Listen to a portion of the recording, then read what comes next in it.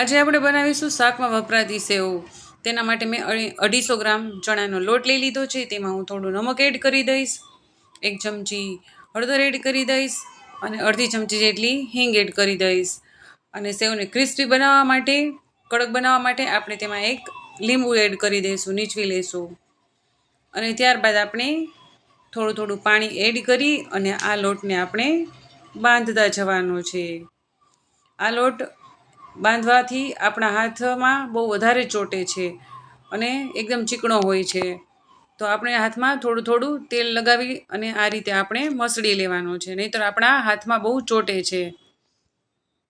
ત્યારબાદ અહીં મેં મશીન લઈ લીધું છે, જેની આપણે એકદમ ઝીણી જારી છે, તેમાં જ આપણે સેવ પાડવાની છે। તો હવે આપણે મશીનમાં ફરતી કોર તેલ લગાવી દઈશું, જેથી કરીને તેમાં લોટ ચોટે નહીં।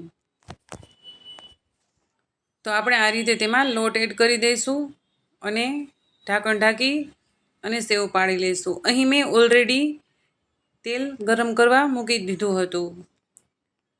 તો અહીં આપણું આ તેલ સરસ ગરમ થઈ ગયું છે, તો આપણે અહીં ક્લોકવાઇઝ મશીનને ફેરવતા જઈશું અને સેવ પાડતા જઈશું। આ રીતે આપણે બધી સેવને પાડી લેવાની છે। અહીં આપણે હળદર એડ કરીએ છીએ એટલે આપણી સેવ છે તે એકદમ સરસ યલો કલરની બને છે।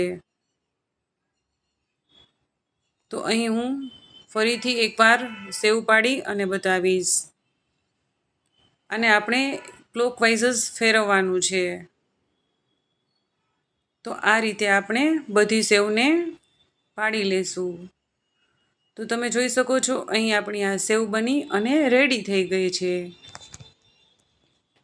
એકદમ સરસ ક્રિસ્પી બની છે અને એકદમ સરસ ભૂકો થઈ જાય છે, એટલી સરસ સોફ્ટ પણ બની છે।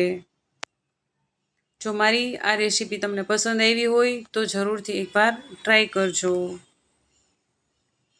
આ સેવને હું મમરાનો ચેવડો બનાવવાની છું, તેમાં પણ હું એડ કરીશ। Bye bye, like and subscribe.